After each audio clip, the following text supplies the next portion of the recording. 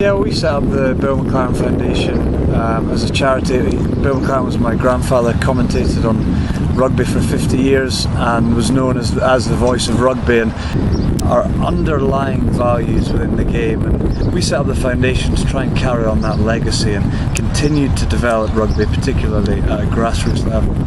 Have them understand what sport's about. You know, it's not always about winning and losing. Everyone wants to win, but then it's actually the things that you take into day-to-day life that come from sport, and rugby in particular is something. And so as a result, we've got these events that we're going to run at both of the All-Stars games with the mini and youth kids in a hope that they can carry on and really go up the levels and develop as kids as well as rugby players. Okay.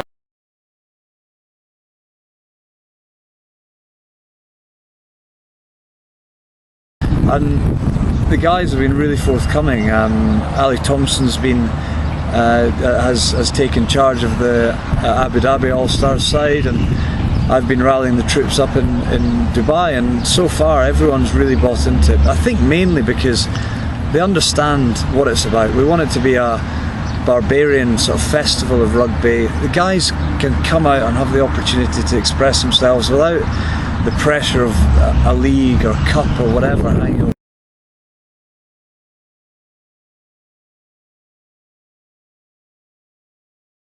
As I said, it's about grassroots rugby. It's about trying to increase the number of kids playing, and you know, you kind of touched on it there.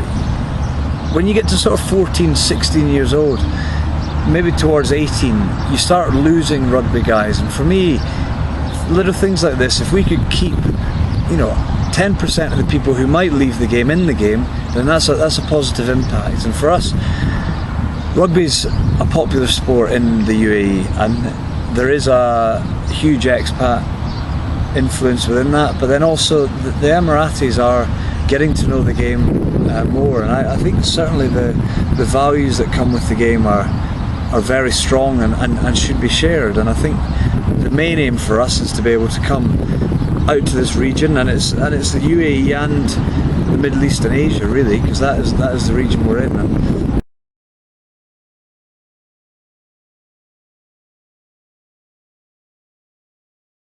to be honest, I think the first year we're going to find our feet and see what sort of footprint we can make in the region on the rugby side of things. The reality is it is a new environment for us, so the key is to engage people, have them hopefully come to these events. If they don't come to them this year, then they hopefully hear about them and they want to come next year. We will see how things develop across time. We want it to become an annual event, a showpiece event that we can put on for 1 week a year, and hopefully this first one will be really successful, and people will really understand what the foundation is about off the bat.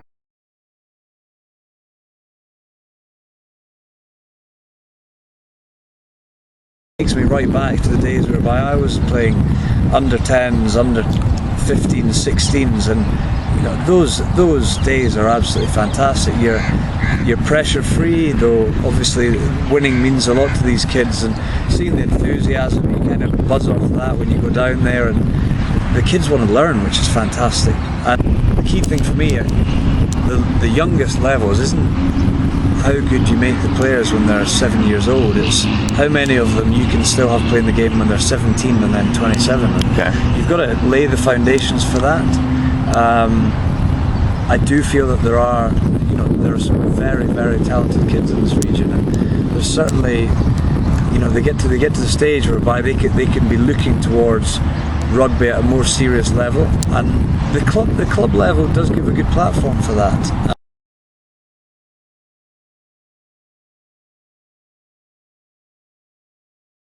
I really love the enthusiasm of it. I think what you realise is that because of the transit nature of the environment in the UAE, guys are, and also add into that the fact that these guys are all working. You can't. The most important thing for these guys is that they are going to work and giving themselves an opportunity to live in this region, and the fact that they can go out and throw themselves about on the weekend means that structure in the week around training, some weeks you'll have a lot of guys training, other weeks you'll be missing some key guys, and you've just got to kind of roll with it. And I think the standard's there. I think the final of the weekend between Dragons and Quins, they've been the two standout teams in the GT6, and it's just trying to bring everyone up to that level, and that's obviously the challenge.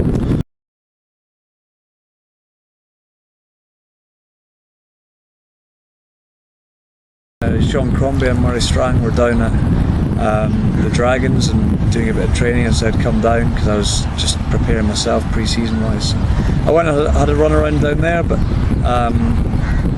so I guess I've had an involvement there, but at the same time I've been travelling quite a lot myself, and I've been kind of here, there and everywhere. So it's one whereby I've got a very keen interest in rugby in general. You know, you don't do rugby as your profession for 11 years and then come away from it and just want to be totally separated from it. I'm interested in it. I like watching the guys play, and I think I could make an impact. It's just at what level, whether it's at club level or in and around the national side or sevens or whatever. It's just trying to work that out.